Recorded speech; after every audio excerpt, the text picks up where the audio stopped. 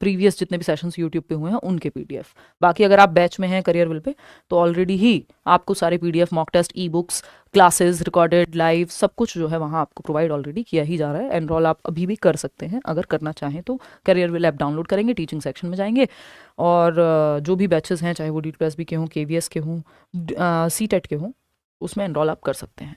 ये 30 सवाल हैं, फटाक से हम शुरू कर रहे हैं, समय नहीं लगाएंगे ज़्यादा। पहला क्वेश्चन है, एकदम पेपर वाली फीलिंग के साथ आप इसको कर सकते हैं। पहला क्वेश्चन है, विच ऑफ दीज चिल्ड्रन, कोशिश कीजिएगा कि 25+ नंबर आप ले आएँ इसमें, क्योंकि सिलेबस अप्रोप्रिएट सही क्वेश्चंस हैं। ऐसा नहीं है कि बहुत डिफिकल्ट सेट है, बैलेंस्ड सेट है, लेकिन 25 नंबर अगर आप लेकर के आ पा रहे हैं, 30 तो बहुत सब नहीं लेकर के आ पाएंगे, तो आप गुड इनफ सिचुएशन में हैं। फिर which of these children would be in the middle childhood stage, यानी कि कौन से बच्चे हैं जो मिडिल चाइल्डहुड स्टेज में होंगे। इन 4 ऑप्शंस में से आपको पहचानना है कि ये एक बच्चा होगा जो मिडिल चाइल्डहुड स्टेज में पाया जाएगा। ए ऑप्शन कह रहे हैं 40% लोग। चलिए चेक कर लेते हैं।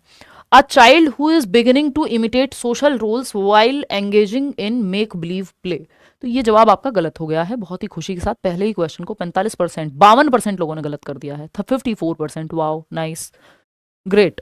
मतलब इतने आसान से सवाल का जवाब हम 56% लोग गलत दे रहे हैं, तो समझ रहे हो आप सिर्फ 44% लोग हैं, वो भी उसमें से भी कुछ परसेंट लोग होंगे। कितने लोग हैं राहुल जो बी ऑप्शन, कितने लोग? 33% ओनली। तो सही उत्तर इसका बी है, बट वो क्यों है उस पर आएंगे। लेकिन सिर्फ 33% लोग, यानी 100 में से सिर्फ 33 लोग हैं जो सही जवाब दे रहे हैं। लोग तो आप यहाँ कई हजारों में हैं, बट ये मान लीजिए यदि 100% में हम देखें तो सिर्फ 33 लोग हैं जो सही जवाब दे रहे हैं, बाकी सब गलत जवाब दे रहे हैं। और ये कई लोगों को बड़ा आसान लग रहा होगा, है ना। तो आपको पता लगी गया होगा कि हम कितने ओवर कॉन्फिडेंट होकर के कई बार आसान से सवालों में गलती कर देते हैं। समझते हैं कहानी क्या है। देखिए, मिडिल चाइल्डहुड की जब हम बात कर रहे हैं तो यहाँ पे सिंपल आपको कैरेक्टरिस्टिक पूछा गया है कि कौन से बच्चे के लक्षण देख करके इन 4 ऑप्शंस में से आप पहचान पाएंगे कि बच्चा मिडिल स्टेज में है या मिडिल चाइल्डहुड स्टेज में है। तो पहले मैं आपको स्टेजेस के बारे में थोड़ी सी चर्चा कर देती हूँ ताकि आपकी ये कंफ्यूजन जो है वो क्लियर हो जाए, है ना। जब हम बात करते हैं तो हम इन्फेंसी स्टेज की बात करते हैं, जो जनरल डेवलपमेंट की स्टेज है, बिना प्याजे या किसी और व्यक्ति की बात करें तो हम वो 4 स्टेजेस पढ़ते हैं आपके सारे कॉम्पिटिटिव लेवल्स पे, ठीक है। तो अगर हम देखें तो आपका इन्फेंसी, जिसको हम शैशवावस्था कहते हैं, जन्म से 2 वर्ष, इसी को सेंसरी मोटर स्टेज कहा है प्याजे ने अपनी थियोरी में। जन्म से 2 वर्ष, ठीक है। 0 to 2 इसलिए लिखा है जब तक 365 दिन नहीं होंगे 1 साल नहीं बनेगा, तो 0 ही लिखना है, या फिर बर्थ टू 2 ईयर्स कह सकते हो। फिर हम पढ़ते हैं अर्ली चाइल्डहुड, यानी पूर्व बाल्यावस्था। कितने साल से कितने साल तक? ये प्री स्कूल या प्लेवे एज है, 2 से 6 वर्ष तक। 3 से 6 कई लोग इसको कह देते हैं, प्ले स्टेज, टॉय एज भी कई लोग इसको कहते हैं। उस पर हम बाद में आएंगे। लेटर चाइल्डहुड, लेटर चाइल्डहुड यानी उत्तर बाल्यावस्था, यानी चाइल्डहुड को हमने 2 भागों में बांट दिया, अर्ली और लेटर। अर्ली का मतलब पहले पूर्व बाल्यावस्था, और लेटर मतलब उत्तर बाल्यावस्था बाद में, ठीक है। इसको हम 6 से 12 वर्ष में बांट देंगे, मतलब ऐसे ही होता है। इसको स्कूल एज भी कहते हैं क्योंकि 6 साल का बच्चा पहली क्लास में एडमिशन लेता है, इससे पहले वो प्ले वे में है, आंगनबाड़ी में है, वॉटेवर, ठीक। जिसको आपकी जो वो वाली स्टेज है जिसको बाल वाटिका और वो सब कह दे रहे हैं, तो वो अर्ली चाइल्डहुड है। यहां फिर आती है लास्ट स्टेज जो आप पढ़ते हैं अपने सिलेबस में, क्योंकि इसके बाद बच्चा स्कूल से निकल जाता है। 12 से 18 के बाद, एडोलेसेंस के बाद आपको कोई अडल्टहुड नहीं पढ़ना होता, ओल्ड एज नहीं पढ़नी होती, आपके सिलेबस में काम का ही नहीं है, ठीक है। तो ये 4 स्टेजेस आपके काम की होती हैं। अब कई बार क्या होता है, जब एग्जामिनर को शौक का मन करता है आपके साथ थोड़ा सा गेम खेलने का, तो वो इन दोनों के बीच की एक स्टेज है जिसको मिडिल चाइल्डहुड कह देते हैं, जो जनरली हम नहीं पढ़ते, लेकिन क्योंकि इसमें कुछ अलग से नहीं है। ये क्या करेंगे, 1 साल यहां से उठाया, यानी 5 वर्ष से शुरू कर दिया या 6 वर्ष से शुरू कर दिया कई बार, और 1 साल यहां से कम किया, और 5 से 10 या 5 से 11 को ही मिडिल चाइल्डहुड कह दिया, यानी इन दोनों के बीच की अवस्था है। तो आप ये मान के चलिए, जब भी मिडिल चाइल्डहुड लिखा हो कि बात लेटर चाइल्डहुड की हो रही है, लगभग वही सारे कैरेक्टरिस्टिक्स, वही विशेषताएं जो लेटर चाइल्डहुड उत्तर बाल्यावस्था में होती हैं, वही मिडिल चाइल्डहुड में भी काम कर जाती हैं, है ना। ये कॉन्सेप्ट क्लियर रहेगा अब आगे तक। एडोलेसेंस 12 से 18 है ही, तो इन दोनों के बीच की स्टेज है ये जिसकी बात हो रही है। लगभग वही सारी चीजें कारगर होती हैं जो लेटर चाइल्डहुड में एप्लीकेबल हैं, वही मिडिल चाइल्डहुड के लिए भी लागू हो जाती हैं, क्योंकि 1-2 साल अर्ली चाइल्डहुड से उठाए, यानी 5 साल से जो है 8 साल के बीच में भी कई बार हम लिख देते हैं कि मिडिल चाइल्डहुड है। कई लोग हैं जो 5 से 11 तक मान लेंगे, तो लगभग सेम चीजें अप्लाई हो जाती हैं मिडिल चाइल्डहुड में भी जो लेटर और जो लेटर में अप्लाई होती हैं। बात सही है, कोई दिक्कत नहीं है, कोई परेशानी।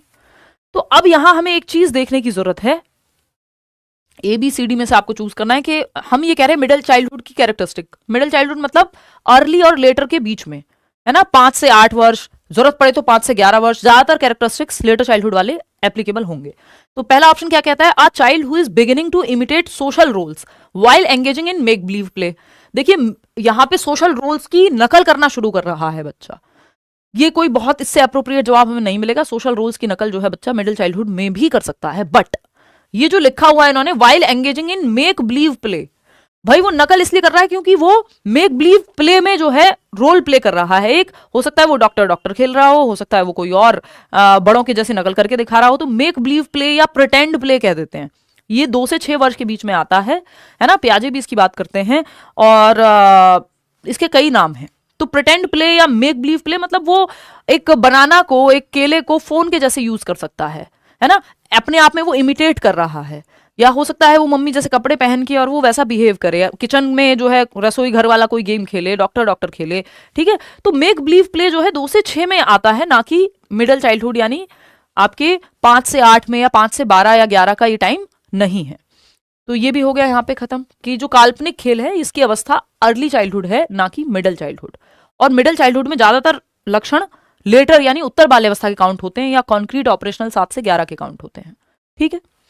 अ child who has developed an understanding of the meaning of rules and can reason.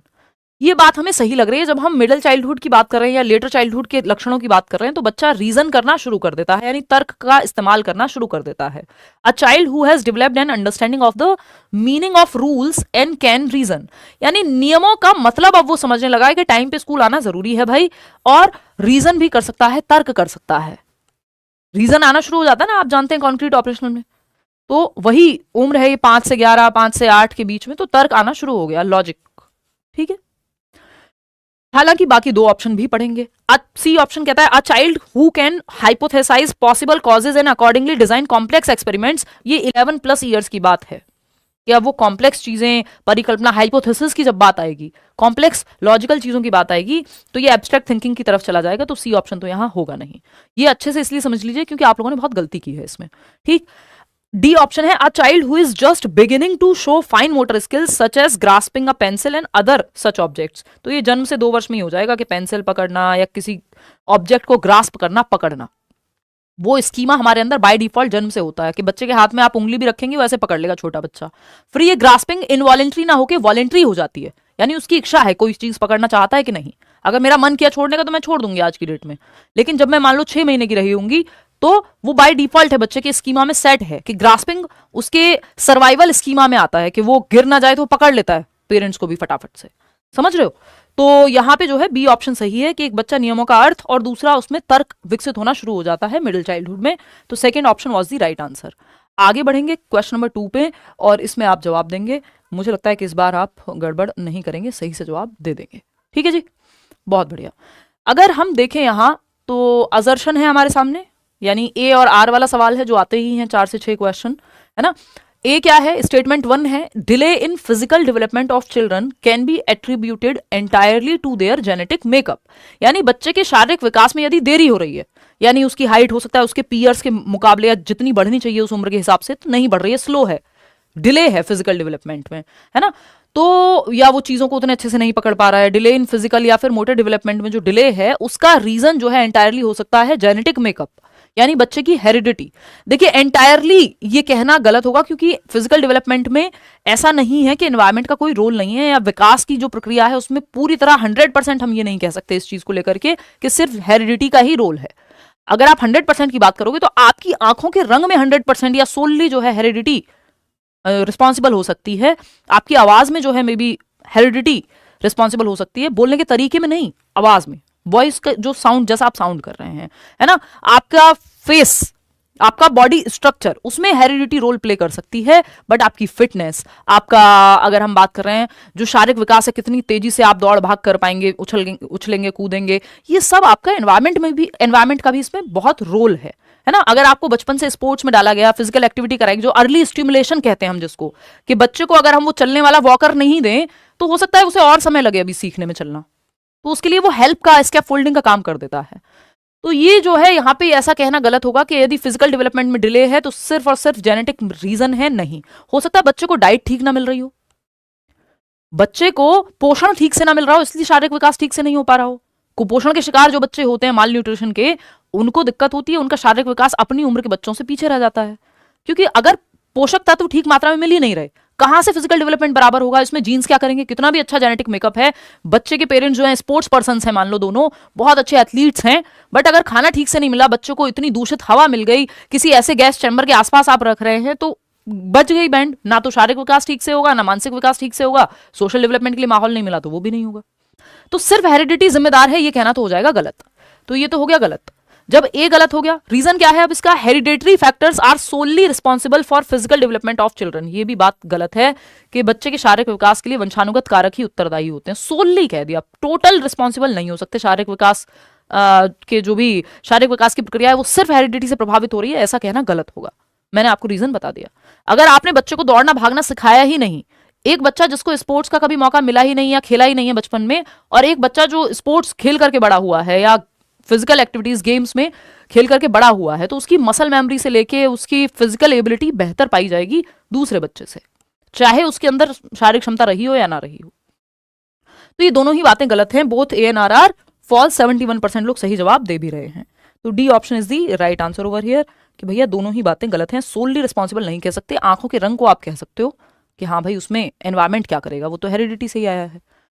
Other than that बहुत ही रेयर चीजें होंगी जिसमें आप ये कह दो कि सिर्फ हेरिडिटी जिम्मेदार है। दोनों ही अपना अपना रोल प्ले करते हैं, चाहे हेरिडिटी हो चाहे